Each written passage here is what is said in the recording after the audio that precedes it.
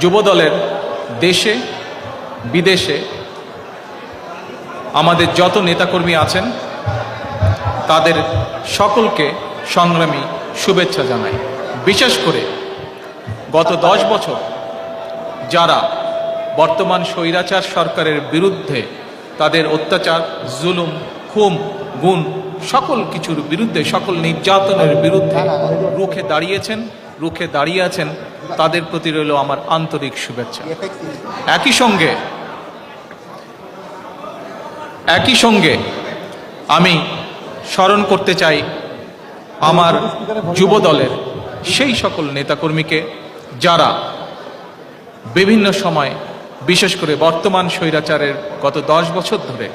বর্তমান স্বৈরাচারের বিরুদ্ধে আন্দোলনের সময় শহীদ হয়েছেন, যারা নির্যাতিত হয়েছেন, পঙ্গুত্ব বরণ করেছেন, জেল জুলুমের শিকার হয়েছেন, তাদের সকলকে আমি শ্রদ্ধাভরে